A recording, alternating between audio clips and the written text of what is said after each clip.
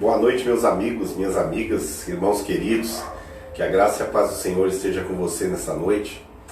É uma alegria tê-los conosco mais uma vez, nessa noite de sexta-feira, para a gente juntos estudarmos as Escrituras, né? E hoje a gente vai estar refletindo sobre um assunto bastante importante, né? E bastante atual também. Muito bom que você esteja com a gente. Vai convidando aí alguém, faça o seu comentário, compartilhe. Para nós é uma alegria ter vocês junto com a gente aqui nessa noite. E a gente vai estar hoje falando um pouquinho sobre secularismo.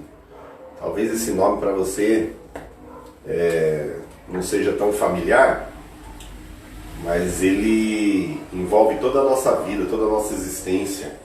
É um assunto que permeia o nosso dia a dia. E é um grande inimigo, né? E a gente vai estar falando disso hoje aqui, se Deus permitir. Eu queria, antes de definir o que seja secularismo, eu queria trazer um texto, que é o texto que todo mundo conhece quando o assunto é secularismo. Esse texto está registrado aos Romanos, né? Carta do apóstolo Paulo aos Romanos, no capítulo 12 e versículo de número 2. Quase todo mundo conhece isso aí de cor, né? Então a gente vai estar falando aqui um pouquinho, começando com esse texto. Diz assim, Romanos 12, 2. E não se conformeis com este século, algumas traduções, com este mundo, mas transformai-vos pela renovação do vosso entendimento, para que experimenteis qual seja a boa, agradável e perfeita vontade de Deus. Algumas traduções diz, e não sede conformados, enfim, e não vos conformeis, enfim, são várias as traduções. Mas o que esse texto está dizendo é que a nossa mente não deve ser formatada, moldada por este século, pela filosofia do nosso tempo, pelo modus operandi do mundo, né? Pela maneira que o mundo pensa, pelo pensamento corrente nos nossos dias. Aqui está dizendo esse texto que a maneira que o mundo vê, percebe, pensa e age se opõe ao conhecimento de Deus e à sua vontade. E se a gente quiser viver a vontade de Deus, que é boa, perfeita e agradável, a gente tem que renovar o nosso entendimento, a nossa mente.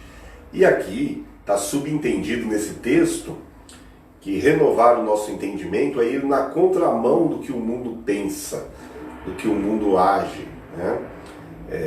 Então, aqui não formatar a nossa mente ou moldar a nossa mente a este século significa não estar conformado, não estar adaptado, não estar confortável em nossa mente com o sistema deste mundo, né? E aqui, por sistema, você entenda todas as áreas da existência humana, todas elas, sem distinção, sem exceção, tá bom? Ok. Colocado isto, a partir desta exortação de não se conformar, ou não se amoldar, ou não se formatar a este século, nós vamos definir o que é secularismo. Secularismo, sem a gente dar definições difíceis no grego, enfim, a gente vai definir como o aqui e agora. É você viver a sua vida, a sua existência, focado, centrado no aqui, no agora. Nas coisas terrenas, nas coisas temporais, nas coisas passageiras, nas coisas fúteis, nas coisas que se corrompem, que se perde, que se ganha, enfim, naquilo que não é perpétuo, naquilo que não é perene, naquilo que não é eterno. Secularismo nada mais é do que a gente viver a nossa natureza humana, animal, física, terrena, na sua plenitude, como se não houvesse amanhã. Como se o ser humano não fosse um ser que transcende no seu espírito, na sua alma, na sua existência, né? Então é como viver e por aqui tudo termina, né? Então você ser alguém com a mente secularizada significa basicamente você empreender todos os teus recursos, a tua força, a tua energia, o teu talento, os teus dons, o teu tempo. Você sacrifica, investe tudo no aqui e no agora, nessa vida, né? Esperando e sonhando, né? Receber também tudo nesta vida. Então o secularismo, na verdade, é você viver a temporalidade da criação, o imediatismo da nossa natureza. E quando a gente vive dessa forma, de uma maneira automática, a gente acaba por sufocar o nosso senso de transcendência, de eternidade, e a gente ocupa toda a nossa mente, o nosso coração, o nosso tempo com as coisas do aqui e o agora. E de certa forma, de maneira quase que inconsciente, né, a gente deixa de pensar nas coisas eternas, nas coisas futuras, e a gente se dirige, se define como alguém deste tempo. A gente acaba por não focar, não buscar as coisas eternas, e a gente fica preso neste tempo presente, achando que isso aqui é o mais importante, que isso aqui não vai se acabar, né? Então a gente deixa de pensar no lar celestial, na nossa pátria, nós os salvos em Jesus, na pessoa bendita de Jesus. E a gente, às vezes de maneira inconsciente, vive e se move como se a nossa estadia aqui nessa terra, nesse planeta, fosse definitiva, né? Isso se opõe totalmente à ideia que a Bíblia nos dá sobre a experiência dos salvos, os seus chamados, a sua redenção, o seu futuro e tudo mais. Uma coisa importante que a gente tem que colocar sempre é que a Bíblia nos afirma que nós não pertencemos a este mundo. Jesus, no Evangelho de João, no capítulo 17, versículo 6, ele diz o seguinte: manifestei o teu nome aos homens que me deste do mundo. Eram teus, tu me confiaste, e eles têm guardado a tua palavra. Então esse texto, Jesus falando com o Pai, diz que ele manifesta o nome de Deus aos homens que o Pai lhe deu. E esses homens estavam no mundo, foram aqueles que dentre tantos que estavam no mundo, o Pai deu ao seu Filho. Aqui ele fala de resgate, que nós somos resgatados do mundo, né? Então, a gente, de certa forma, deveríamos viver alheios a muita coisa que acontece nesse mundo, porque não somos este mundo. Então, nesse Evangelho de João, no capítulo 17, o primeiro texto que Jesus diz é esse que eu acabei de citar para vocês, no versículo 6, falando que nós somos resgatados deste mundo. A partir do versículo 14 desse mesmo capítulo, Jesus diz assim: eu lhes tenho dado a tua palavra, e o mundo os odiou, porque eles não são do mundo, como também eu não sou. Não peço que os tire do mundo, e sim que os guarde do mal. Eles não são do mundo, como também eu não sou. Então, Jesus coloca aqui, a partir do versículo 14, nesse capítulo de João, que o mundo nos odeia porque nós não somos do mundo. E hoje a gente vive um tempo que as pessoas fazem uma grande questão de serem aceitos pelo mundo, né? Quando a gente vai para as Escrituras, a gente percebe que sempre, ao longo das Escrituras, todos aqueles que serviram a Deus e ouviram a sua voz e cumpriram o propósito que Deus havia determinado para cada um, a vontade de Deus, eles não foram benquistos pelo mundo, né? Os nossos heróis da fé, eles, como diz a própria Escritura, o mundo não era digno deles, né? Eles foram perseguidos, mortos, afrontados, enfim.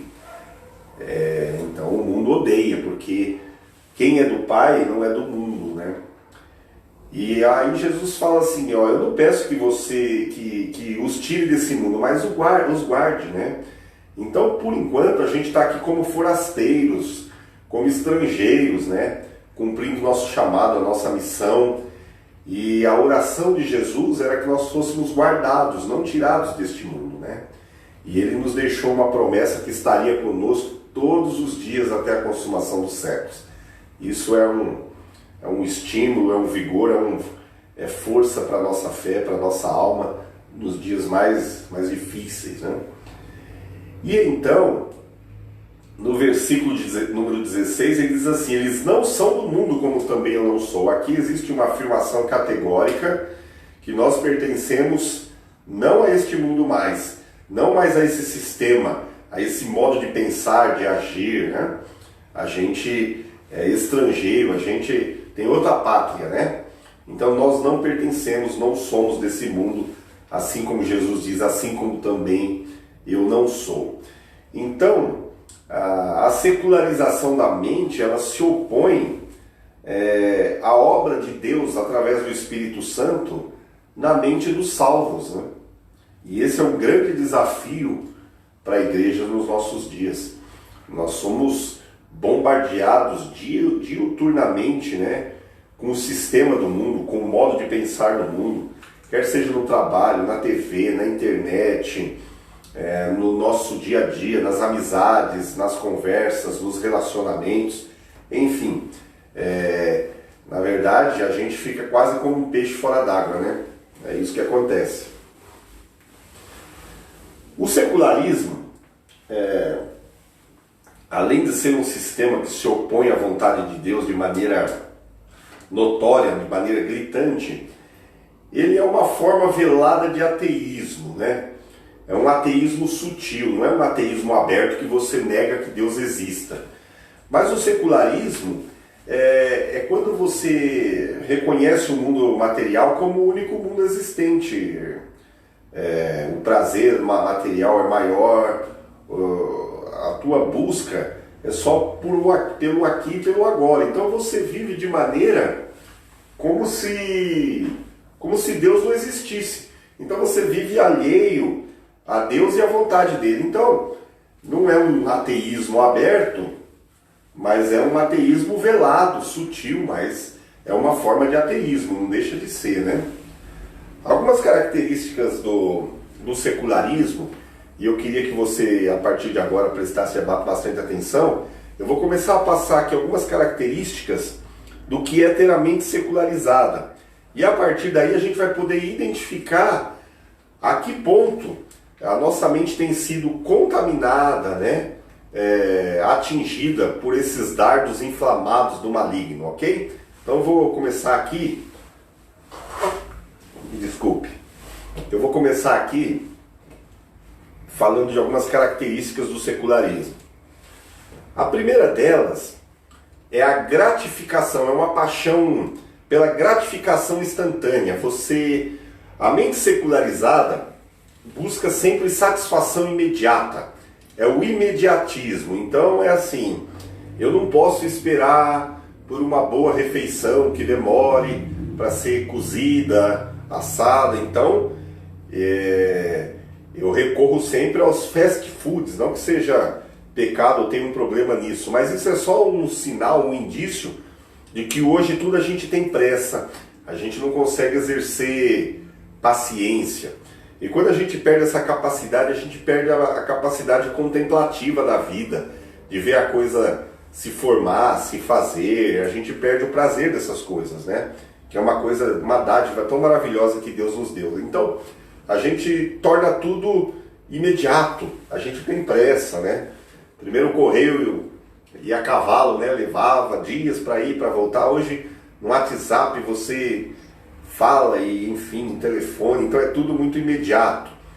Então a mente fica condicionada a isso. Então a gente perde a capacidade de esperar. E quando a gente traz isso para a nossa vida espiritual, a gente perde a capacidade de esperar em Deus, né?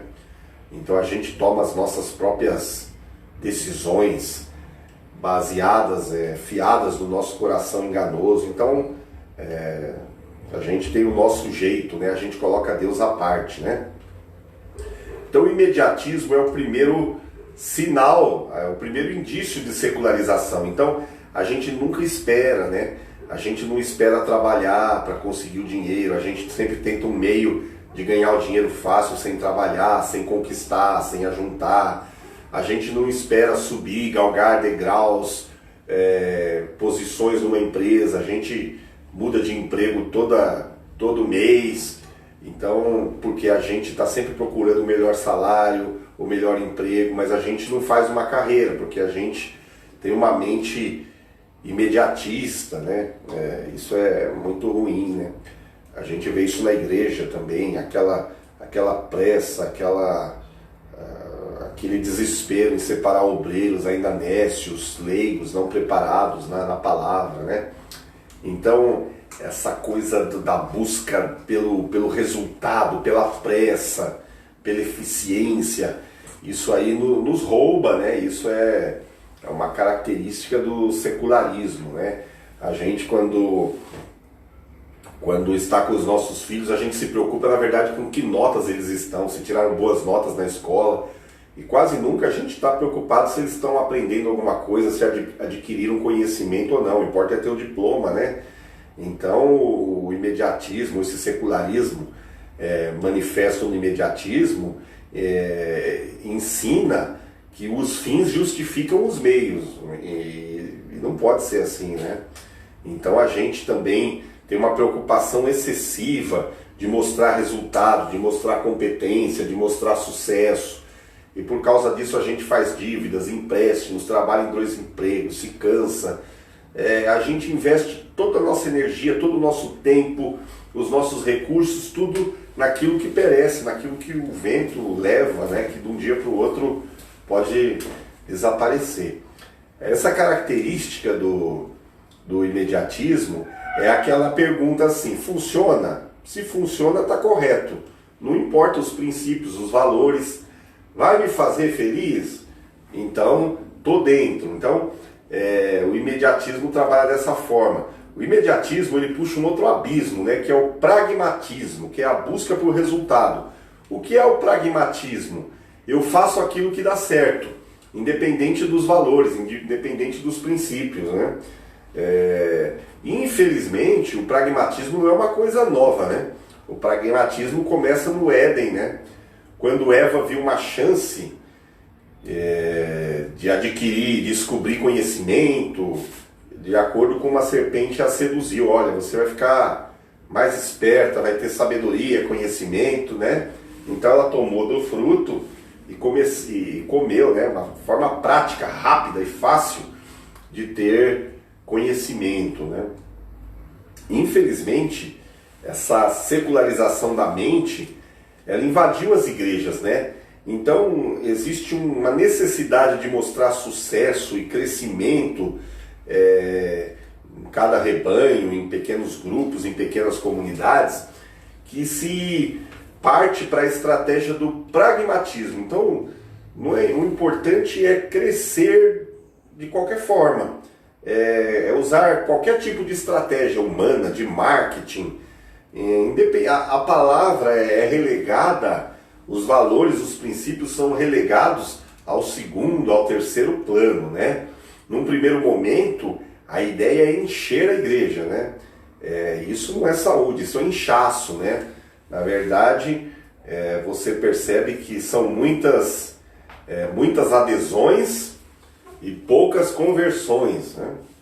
É o que acontece, é o evangelho ao gosto do freguês. Então, vale todo tipo de estratégia, de entretenimento, de marketing, de mídia, enfim. Se usa de campanha, tudo aquilo que atrai a ganância desse consumidor gospel, ávido por sucesso, prosperidade e bênção, enfim. Isso é uma coisa muito perigosa, infelizmente, tem tomado conta dos nossos arraiais, né? É o pragmatismo. que é resultado do imediatismo, é o sucesso imediato, é o sucesso aos olhos dos homens, né? O problema do pragmatismo no meio do povo de Deus é que visando esse crescimento, esse inchaço, esse sucesso aparente, Deus é usado como um objeto de consumo, né? Então, existem as campanhas, né? 7 voltas, 7 pulinhos, 7 quartas-feiras, 7 sextas-feiras, votos, campanhas, fogueiras, e Deus passa a ser um objeto de consumo, né? Tudo que leva o rótulo de gospel, né? Que tem o nome de Deus, é oferecido. Então, a igreja não forma, através do evangelho, discípulos, mas forma consumidores. E as campanhas e toda essa estratégia humana é um meio de prender esse cliente gospel no seu arraial, na sua comunidade, é um meio de fidelizar o cliente, né? Então, você percebe que a mente secularizada, ela invade todos os meios, todas as áreas da existência, e ela adentra nas comunidades eclesiásticas, né? E começa a tomar o seu lugar nos púlpitos, né? Na palavra, nos cânticos. A gente vai falar disso um pouquinho mais para frente. A questão é que muitas pessoas, então, a partir daí, de maneira consciente ou inconsciente, praticando uma fé em que Deus está ali como um Papai Noel, ali para fazer conceder todos os desejos, todos os desígnios do coração, todos os sonhos. As pessoas buscam a Deus não por quem Deus é, mas pelo que Ele pode dar nessa vida. E o que eles estão menos preocupados é com a salvação da alma, com aquilo que é eterno, com aquilo que é para sempre. Eles estão preocupados com uma casa própria, com o carro, com a cura imediata, com um milagre urgente, com um casamento que está em crise. Enfim, as preocupações são sempre temporais, são sempre terrenas, e essa busca também é. O apóstolo Paulo, ele diz lá na primeira carta aos Coríntios, no capítulo 15, ele diz assim: se Cristo não ressuscitou, é vã a nossa pregação, e é vã a nossa fé. E se a nossa esperança em Cristo se limita apenas a essa vida, somos os mais infelizes de todos os homens. Algumas traduções dizem, somos os mais miseráveis de todos os homens, né? E então a gente percebe que Paulo não era pragmático. Ele não fazia a campanha da casa própria, do carro próprio. Ele não fazia 7 pulinhos, 7 voltas em Jericó, 7 mergulhos. Não tinha nada disso, né? Paulo não era pragmático. Ele não usava estratégias humanas. Ele usava como meio de propagar o Evangelho, a verdade do Evangelho. O Evangelho puro, verdadeiro, que coloca o homem no lugar dele, Deus no seu lugar. Um Evangelho que traz transformação, né? Que traz vida eterna, né? Não é um Evangelho que traz uma salvação imediata e temporal para essa vida. Não, nada disso, né? Um outro indício do secularismo, da mente secularizada, é a cultura dualista, é o dualismo. O que é dualismo? É quando você separa o sagrado do secular. Na verdade, para nós que servimos a Deus, não existe o sagrado e o secular. Tudo é sagrado, né? O nosso trabalho é sagrado. O nosso dia a dia, o nosso levantar, o nosso deitar, o nosso assentar é sagrado. Não tem nada secular. E essa divisão, ela entra na igreja, na mentalidade da liderança, começa pela liderança. Então tem gente que fala assim, quando o pastor vive só do ministério, diz-se assim, o pastor, ele vive da obra. Mas quando o cidadão trabalha numa loja, enfim, faça qualquer coisa, qualquer atividade no dia a dia que não esteja ligada ao serviço eclesiástico, é dito assim, olha, o pastor trabalha no secular. E na verdade, tudo que nós fazemos é sagrado, né? Não pode haver essa divisão. A Bíblia ensina que quando nós trabalhamos para alguém, a gente tem que fazer aquela pessoa, trabalhar para aquela pessoa, mas sempre fazendo aos homens como se estivesse fazendo ao Senhor. Então não tem essa divisão. Isso é uma coisa criada pela nossa cultura, pela cultura desse tempo. Então a gente separa o que é secular e o que é sagrado. E quando a gente faz essa separação, a gente começa fazendo essa separação pelo ofício, né? Quando a gente faz essa separação na nossa mente, de maneira inconsciente, ela acaba por permear outras áreas da nossa vida, né? Então a gente tem como secular quando tudo que não está dentro do templo, no lugar do ajuntamento, que a gente está lá, todo mundo reunido aos domingos, na comunhão. Então tudo que está fora dali, a gente trata como secular. Então a gente tem uma postura diferente.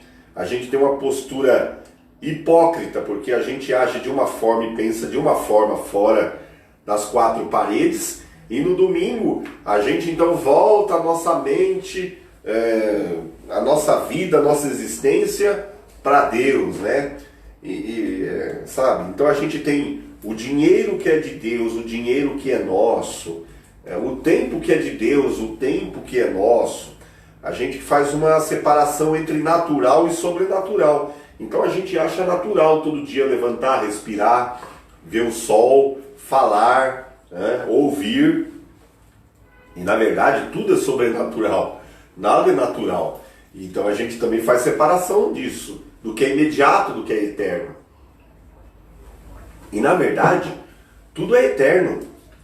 Tudo que fazemos nesta vida granjeia coisas eternas. O tempo temporal, esse tempo finito, ele está dentro de um tempo eterno, ele faz parte da eternidade. Então, a gente faz uma separação entre o momento do culto ritualístico, que a gente diz, estou servindo a Deus, mas fora da igreja, eu tenho uma ideia que eu não estou servindo a Deus. Percebe? Quando na verdade eu sirvo a Deus em todo o tempo, eu adoro a Deus em todo o tempo, com a minha vida. Minha vida tem que ser uma canção, tem que ser um louvor. O meu testemunho tem que ser um culto a Deus em todo lugar, tem que ser uma pregação em todo lugar, né? Então, quando a gente faz essa separação, quando a nossa mente começa a ficar secularizada, a gente age de um jeito religioso, hipócrita, dentro do templo, e o nosso dia a dia, o nosso cotidiano, a gente vive aquém, ou alheio a Deus. Então, no domingo nós nos reunimos e pedimos a bênção, oramos, pedimos o favor, a graça de Deus, mas a partir da segunda-feira eu começo a resolver as coisas do meu jeito, como se Deus não existisse, né? Então eu me porto de maneira antagônica, de maneira contraditória entre o culto no domingo ou no sábado, ou seja lá que dia for o ajuntamento, e o resto da semana, no meu dia a dia, no trabalho, na escola. Então, essa cultura dualista, esse dualismo, ele é um indício fortíssimo de mente secularizada. Então, em cada lugar, eu ajo de uma forma. E Jesus ensina que não dá para a gente servir a Deus no templo e na vida não servir a Deus. Na vida correr atrás das nossas coisas, como assim dizer. Em Lucas 16, versículo 13, Jesus diz que não dá para você servir a dois senhores, né? Você vai aborrecer um e amar o outro. Você vai se devotar, vai se entregar a um e vai desprezar o outro, né? Não dá para você seguir a Deus e a Mamon, ou a Deus e as riquezas. Então, você tem que fazer uma escolha, né? Tem que fazer uma escolha. Oxalá nessa noite você que está nos assistindo aí possa fazer uma escolha pelas coisas eternas, pelas coisas incorruptíveis, né? Um outro sinal, um outro indício forte do secularismo é o racionalismo. O que é isso? É a razão como autoridade máxima determinante, ela fica acima da fé. É bem verdade que a nossa fé é racional, mas ela é, como o nosso culto tem que ser racional, é um culto com a mente, que você tem motivação, você sabe o motivo, a razão, porque faz, porque obedece, porque prega, porque crê. Então a fé é racional, mas ela é mais do que racional. A fé, ela é supra-racional, assim, se assim a gente pode chamar. Eu vou dar um exemplo bem simples. A Bíblia fala que a Trindade é um Deus só, não é politeísmo, é um Deus só. Pai é diferente do Filho, Filho é diferente do Espírito Santo, que é diferente do Filho, é diferente do Pai. 3 pessoas que, no entanto, são um único Deus. 3 pessoas distintas que, no entanto, são um único Deus. Essa fé, para crer nisso, passa do racional. Tem que ser uma fé supra-racional. Então a nossa fé é racional naquilo que as Escrituras ensinam e supra-racional naquilo que é o mistério. Aquilo que a gente não entende, mas a gente crê. Porque tem em Deus a certeza de que Ele nunca mente, Ele tem um pensamento e os seus caminhos são muito mais elevados que o nosso. Então a fé, ela não é simplesmente racionalismo. Em parte sim, mas ela é supra-racional. Então, quando a gente racionaliza tudo, a gente começa a questionar as Escrituras, por exemplo. Então a gente começa a pensar textos. Isso serve, isso não serve. Então é perigoso, né? A Bíblia diz que toda a Escritura é inspirada. Então a gente começa a usar os textos e aplicá-los de acordo com a nossa conveniência, né? Um outro indício do secularismo é o relativismo. O que é o relativismo? É que tudo é relativo, inclusive a verdade, né? No relativismo, a verdade ela é negociável, né? Nada é absoluto, cada um tem sua verdade. Essa é a máxima.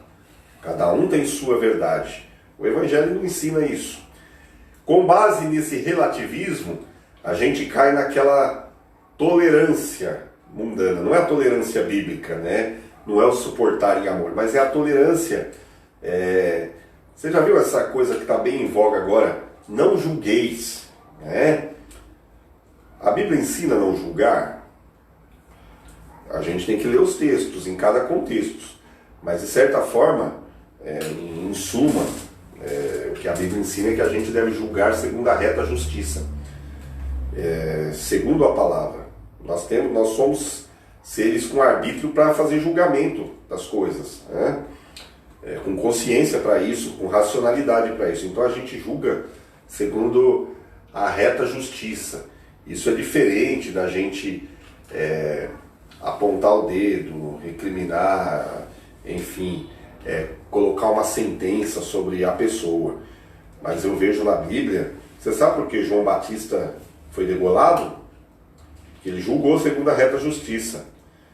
Ele foi lá e foi falar lá pro Herodes lá, essa mulher aí não é sua. Viu? Você sabe por que os apóstolos morreram como morreram? Porque eles julgaram segundo a reta justiça. Você sabe por que Estevão foi apedrejado? Porque ele julgou segundo a reta justiça. Então, esse não julgueis, que significa, olha, me deixa pecar em paz, não é disso que a Bíblia está falando, né? Então, esse relativismo traz no seu bojo uma tolerância que é um cala-boca profético. Como João falava, raça de víbora, arrependei-vos. E ele punha o dedo na ferida e mostrava o pecado, né?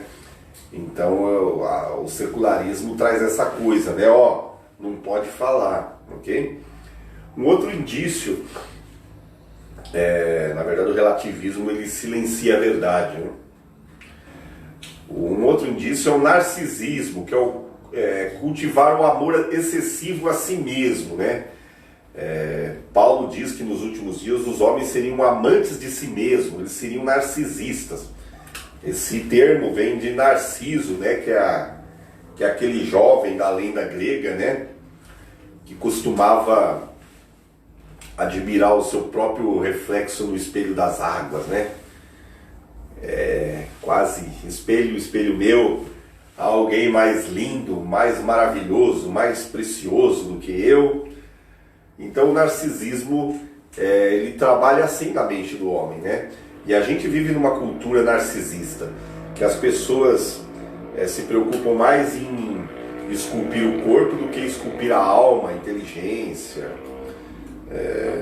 Você vai ver sempre mais gente nas academias do que numa biblioteca, por exemplo. Eu não sou contra, não acho que você não deva cuidar da sua saúde. O problema é quando você idolatra o seu corpo, né? O problema é quando você faz um culto ao seu corpo, né? Um culto a si mesmo. É por isso que toda academia é cheia de espelho, né? O camarada levanta 2 pezinhos e já vai fazer uma pose na frente do espelho. Narcisismo. E essa ideia narcisista, ela invade a igreja também. E a gente percebe esse pensamento narcisista no culto, na liturgia dos cultos, né? A adoração passa a ser o homem passa a ser o centro do culto, né? Então, as canções não exaltam a Deus, as canções falam dos sonhos dos homens, da vitória, do consolo, toda direcionada aos homens e não a Deus. O culto, o louvor, a adoração não é cristocêntrica, né? Ela é antropocêntrica. O homem passa a ser o objeto do culto, o centro do culto. Isso se reflete não só no louvor, nas músicas, nas canções, mas se reflete também no tipo de pregação, né, que se ouve. Hoje pouco se fala sobre a eternidade, sobre o céu, sobre o inferno, sobre pecado. Hoje as mensagens são de autoajuda, de massagear o ego, você é raridade, você é ouro de Ofir, enfim, textos isolados, né? Então a ideia é que você é o suprassumo de Deus, né?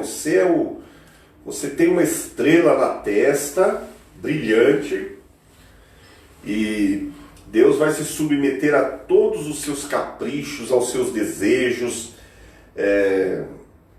A palavra nunca vai te confrontar, mas sempre vai só te consolar. Na verdade, a Bíblia diz que a profecia serve para edificar, consolar, mas também para exortar, né? Para confrontar você, né? Nós somos santificados quando a palavra nos confronta. Quando a palavra nunca nos confronta, a gente não é santificado, né? A gente não é lapidado, né? Então, o narcisismo, ele se manifesta nesse culto antropocêntrico, né? No louvor, nas canções, nas pregações, na programação, né? Então, que é um tipo de humanismo, né? O homem passa a ser o centro, né? Então alguém fica falando bonitinho, coisinhas bonitinhas para você lá e tal, e você chora, né? Então, na verdade, a pregação humanista, o que ela faz, ela é aplacar, é acomodar, acalmar a consciência de homens pecadores que, se não reconhecerem o evangelho do arrependimento, né, da conversão, da mudança de caminho, da mudança de pensamento, vão para o inferno com a alma massageada, viu? Isso não salva. Isso não salva. Então esse culto é perigoso. E é um indício do secularismo. A gente vive dias que os homens são amantes de si mesmo, né? E isso se dá nas comunidades, nos cultos. Hoje as comunidades têm o nome do seu líder, Ministério Fulano de Tal, né? Enfim, coisas assim que a glória é do homem, né? Não enaltece a Deus, essas coisas não. E dentro desse indício aí, dessa característica que nós estamos falando agora do narcisismo, humanismo, antropocentrismo, tudo isso está dentro do pensamento secularizado, tem o hedonismo. O que é o hedonismo? É a busca do prazer. Aquilo que te faz sentir bem está correto. Essa é uma das filosofias mais perigosas e mais atraentes, né, que o homem tem contato, né? O objetivo da vida passa a ser o prazer, né? Então, você não pode ter nenhuma fonte de dissabor na sua vida, né? Você elimina toda a chance de angústia, de dissabor, de tristeza. Então você vive uma vida voltada exclusivamente para satisfazer a sua vontade. É um tipo de... Então tem gente que fala assim, eu não vou me casar, porque casar dá muita dor de cabeça, terei problemas. Eu não farei isso porque eu terei esse fardo, esse dissabor, enfim. Porque a pessoa está muito preocupada em preservar a sua felicidade, a sua liberdade. É aquilo que você não se entrega, não se derrama e não reparte, você vive exclusivamente para você. O hedonismo é isso aí, né? E ela está impregnada, né? No coração dos homens nos nossos dias. Então, como Paulo diz lá na segunda carta a Timóteo, no capítulo 3, nos últimos dias, diz que os dias seriam trabalhosos, porque os homens seriam amantes de si mesmos. E no versículo 4 fala que eles seriam mais amigos dos deleites do que amigos de Deus. Então a gente vive uma geração hedonista, né? Que a gente não pode ter problema, a gente não pode sofrer, a gente não pode chorar, a gente não pode ter tristeza. É só glória, é só vitória. Isso não tem nenhum respaldo bíblico. Isso é uma ilusão, é um castelo de areia que se levanta no coração dos homens. Isso se torna uma fortaleza para o conhecimento de Deus, né? A Bíblia não promete uma vida só de prazeres, não. Quando Deus aparece para Paulo no caminho de Damasco, né? Jesus aparece para ele e não fala assim para ele, vou lhe mostrar agora, Paulo, como você poderá gozar muito melhor a sua vida. Na verdade, o que Jesus falou para ele foi o seguinte, Paulo, eu vou te mostrar agora quanto importa você sofrer pelo meu nome. Então, isso é o oposto, né, ao que essa teologia, esse pensamento secularizado dos nossos dias ensina, né? Se você for para as Escrituras, principalmente no Novo Testamento, ele está todo permeado pelo tom do sofrimento, né? Você vê Paulo e Barnabé, né? Em Atos 14, 22, eles falam assim aos discípulos, exortando os discípulos, eles falam o seguinte, permaneçam firmes na fé, mostrando que através de muitas tribulações nos importa entrar no reino de Deus. Então a Bíblia afirma que importa que entre muitas tribulações, entre muitas dificuldades, entre muita oposição, a gente vai entrar no reino dos céus. Então, essa vida, deixa a vida me levar, sabor de mel, sem luta, sem sabores, não é evangelho, né? O hedonismo, ele tem a premissa de você se preservar de qualquer dor, de qualquer infortúnio e viver feliz, alegre, satisfazendo a tua alma. Como diz lá o texto, o rico fala, olha que goza a minha alma, tens aí, ó, tem a fortuna, tem o dinheiro, e então vem a sentença, louco, hoje pedirão a tua alma, e o que você tem, para quem será? Né? Então, o hedonismo, ele é totalmente oposto ao que as Escrituras ensinam, né? Para aqueles que querem servir e viver a vontade de Deus. Jesus mesmo, em Hebreus 5:8, fala que ele aprendeu pela obediência das coisas que sofreu, né? Mesmo sendo filho de Deus, né? E agora aqui eu separei um texto na primeira carta de Pedro, no capítulo 4, versículo 1 e 2, ele fala assim, ora, tendo Cristo sofrido na carne, armai-vos também vós do mesmo pensamento, ó, mente, metanoia, mude a sua mente, mudança de mente, pois aquele que sofreu na carne deixou o pecado, para que no tempo que vos resta na carne, agora falando para nós, já não vivais de acordo com as paixões dos homens, ou seja, de acordo com o curso desse mundo, mas segundo a vontade de Deus, né? Então, é importante isso. Então, Paulo, lá na carta aos Filipenses, capítulo 1, versículo 29, ele fala assim: porque vos foi concedida a graça de padecerdes por Cristo, e não somente de crerdes nele.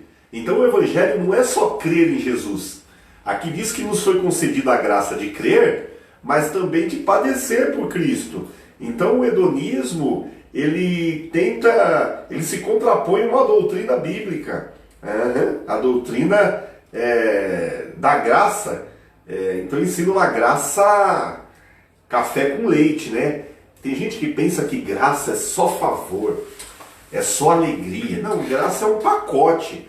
É um pacote de coisas que você experimenta a vida de Deus, já nesta vida, neste século, e no vindouro. Isso é a graça, né? Então é um pacote.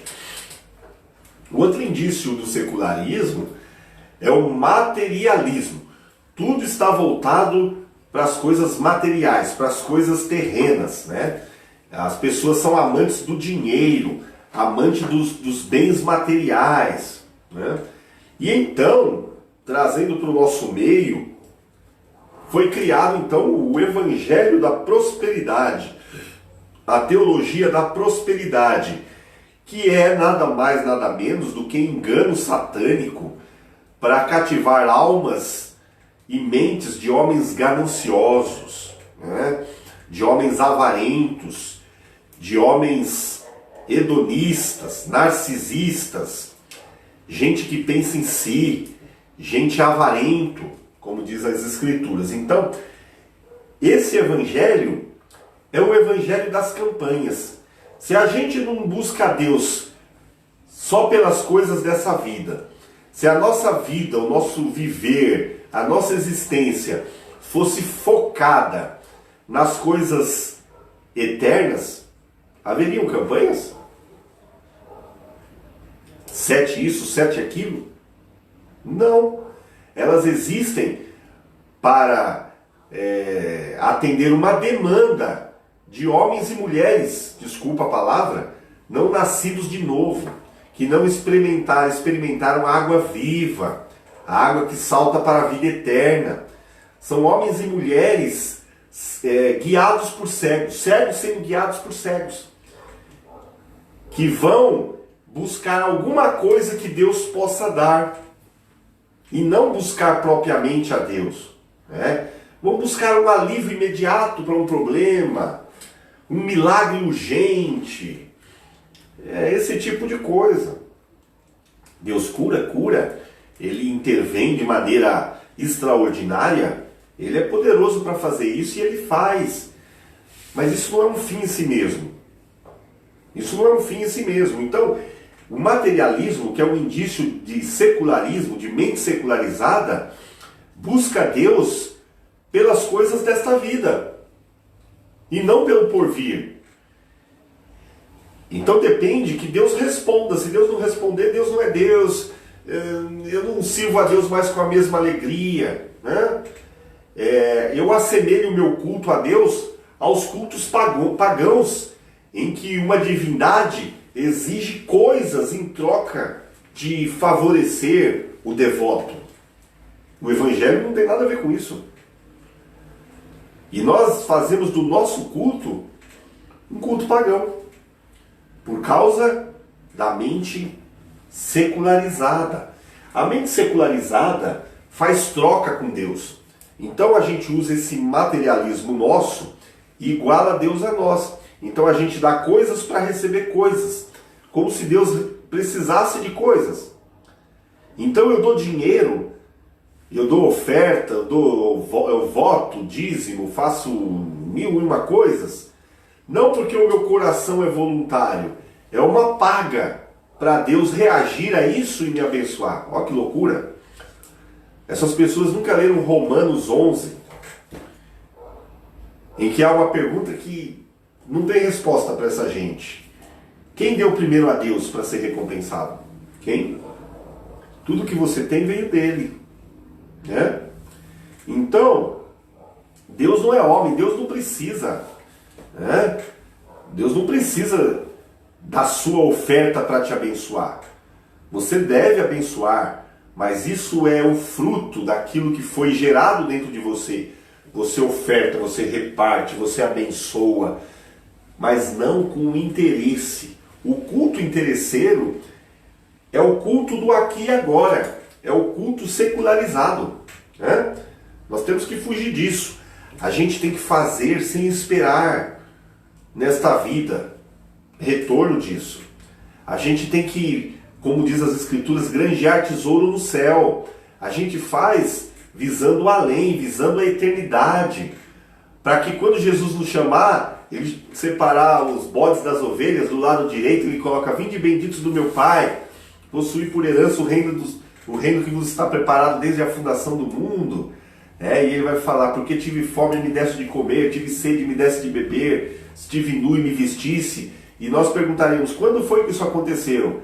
Quando desse de comer a um pequenininho, quando vestisse ele, quando desse água, enfim. Então a gente não faz visando esta vida. A gente tem que ter a eternidade como um filtro nos nossos olhos. A gente tem que fazer como se fosse a Deus, porque de fato é.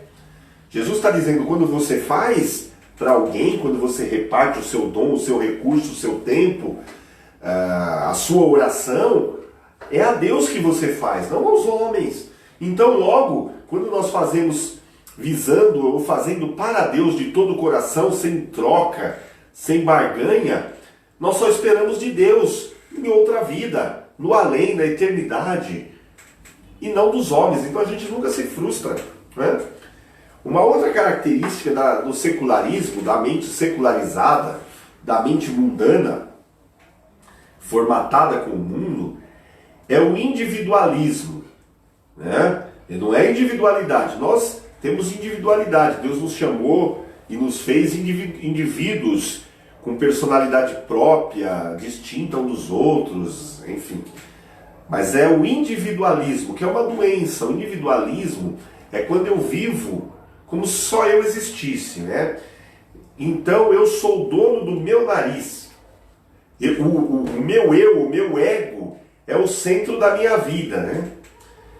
E esse texto que eu estou usando desde o começo lá de Timóteo, 2 Timóteo capítulo 3, Paulo fala disso, que nos últimos dias, isso é um sinal dos últimos dias, os homens seriam egoístas, avarentos, desobedientes aos pais, ingratos e irreverentes, sem domínio de si. E eles têm um problema. A característica do individualismo é que eles resistem à verdade. Então aqui aí você vai descendo e fala assim, que esse pessoal aprende sempre, mas nunca chega ao conhecimento da verdade. E aí cita aqui Janes e Jambres como gente desse tipo, que resistiram a Moisés. E esses também resistem à verdade, porque eles têm a mente corrompida. E aqui diz que eles são réprobos quanto à fé. O que significa isso?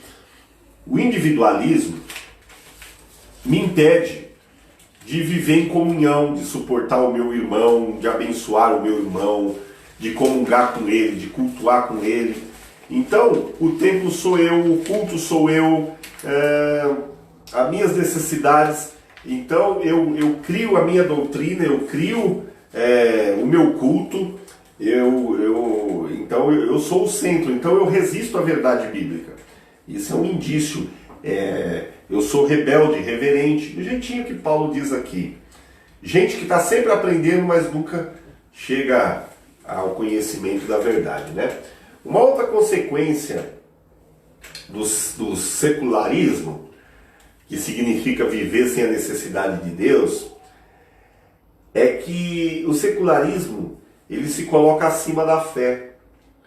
Ele vai matando a sua fé, ele vai envenenando a sua fé, porque você começa a ter uma fé distorcida. Você começa a ter o que esse pessoal chama, quem tem a mente secularizada, da fé de resultados. É isso que leva ao pragmatismo, a todas essas coisas que a gente acabou de falar. A sua fé, ela é corrompida. Então, você começa a crer em meias verdades. Então esse é uma consequência muito grave do secularismo. E por conseguinte, quando a tua fé é corrompida, o teu fervor também é. Então você passa a orar menos, você passa a se relacionar menos com Deus, você vive grande parte do tempo como se Deus não existisse, é um tipo de ateísmo, né? Você separa o sagrado do secular, você manipula, né? Tenta manipular Deus nas suas campanhas, nas suas orações, nos seus choros, nos seus momentos devocionais. E passa a acreditar que o Evangelho é uma sucessão de mágicas, né? Então tem as palavras de ordem que nós falamos na aula passada, eu decreto, eu declaro, enfim, e você acha que tudo vai acontecer se você não praticar princípio. Obedecer, honrar, adorar, louvar, temer, arrepender-se. Não funciona assim. O Evangelho não é um cubo mágico, né? Palavras mágicas, campanha mágica. Então a gente separa, a gente acha que tem momentos sobrenaturais, palavras sobrenaturais, rituais sobrenaturais, do óleo, do sal, da rosa ungida, e as coisas vão acontecer imediatamente num estalar de dedos, de acordo com a nossa urgência, de acordo com a nossa necessidade. Então o secularismo vai matando a fé, vai matando a verdade, mata o relacionamento, a intimidade, porque agora é só esfregar a lâmpada que o gênio, né? Então o secularismo funciona dessa forma e apresenta um Deus que ele intervém de maneira imediata, como tipo um papai do céu para resolver qualquer problema que você esteja passando. Ele esfria a fé. Onde entrou o pensamento secularizado na Europa, você vê como o cristianismo declinou. Então cada um tem o seu culto particular, não existe mais ajuntamento, e a lenha separada, afastada, tende a se apagar, né? Então o secularismo vai matando a sua devoção a Deus. Então você não separa um dia para Deus. Não precisa ser sábado, não precisa ser o domingo. Geralmente a gente descansa domingo, que é o dia que todo mundo se reúne, que os cristãos se reúnem desde a igreja primitiva. Então você não separa mais dia para Deus. Você trabalha todo dia, de segunda a segunda. Você não tem tempo para sua família, você não tem tempo para Deus, você não tem tempo para oração. O secularismo é exatamente isso. Você vive como se Deus pudesse sempre esperar, pudesse ficar sempre com o resto, né? Então você não tem tempo para meditar, para orar, para evangelizar, para visitar, para chorar com os que choram, porque você precisa ganhar muito dinheiro, você precisa trocar de carro, comprar uma casa na praia, uma casa bem pé na areia mesmo, né? Enfim, então a nossa vida se passa, é como um sopro, e a gente vive aquém da vontade de Deus, porque a nossa mente foi tomada pela existência temporal, pelo regime do mundo, pelo modo de pensar do mundo. O que acontece, a igreja estando no mundo, sendo bombardeada por isso, se a gente não toma cuidado, a igreja, que é uma instituição não terrena e espiritual, passa a ser só uma instituição terrena, com CNPJ, né? E perde a sua identidade. Quem é a igreja, né? Que são aquela comunidade do povo de Deus chamados para fora do mundo, né? Eclésia. Então a gente perde a identidade. O secularismo, ele trabalha para matar a identidade da igreja, né? Então ele acaba por influenciar a igreja, a pregação, a adoração. Ele mata o compromisso com a verdade, o compromisso bíblico, a entrega sem restrição, sem reserva. Então o que temos, o que somos e possuímos e vivemos não é mais para Deus, né? Se sobrar para Deus, né? O nosso Deus passa a ser a gente mesmo, né? Romanos 14:8, Paulo diz que quer vivamos ou morramos, nós somos do Senhor. Então a nossa vida deve ser vivida para Deus, né? Então a gente começa a dar enorme valor para as coisas terrenas e passageiras em detrimento das coisas de Deus. Então, como nos é advertido em Colossenses 3:1 e 2, para que nós buscássemos as coisas do alto e pensássemos nas coisas do alto, a gente faz justamente o oposto a tudo isso. A gente, na verdade, precisa renovar o nosso entendimento.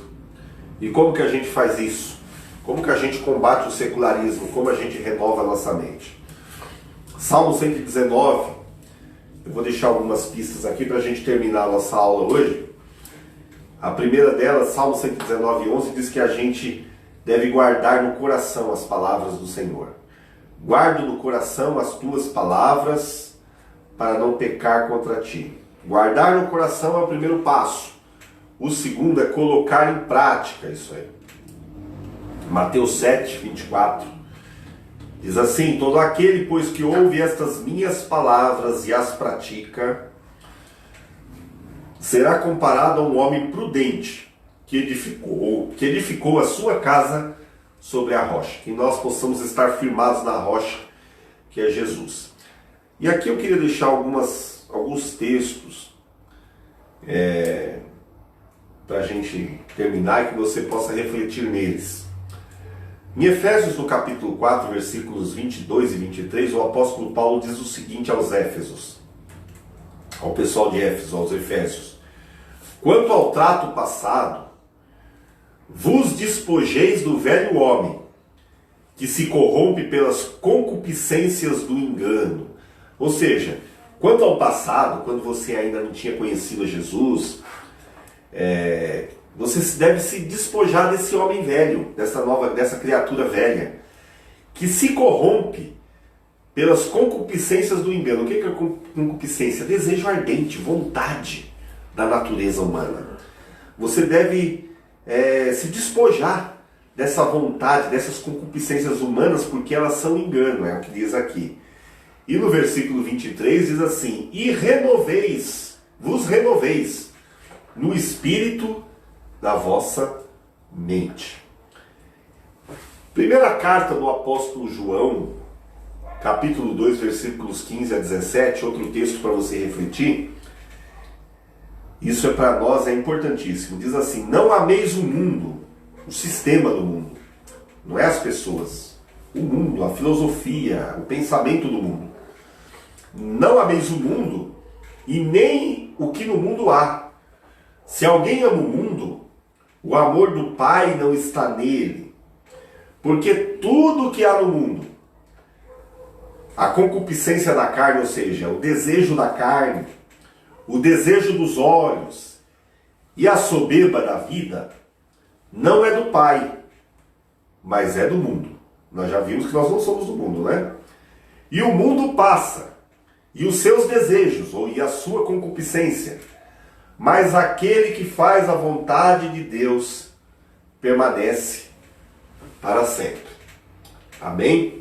Você fique com esses textos e medite, e que a tua oração hoje seja que o Senhor renove o teu entendimento, para que você viva a boa, perfeita e agradável vontade de Deus, que é oposta do que o mundo oferece, do que o mundo valoriza, do que o mundo busca.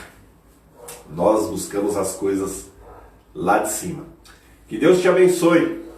Obrigado pela companhia, obrigado pelo carinho de vocês.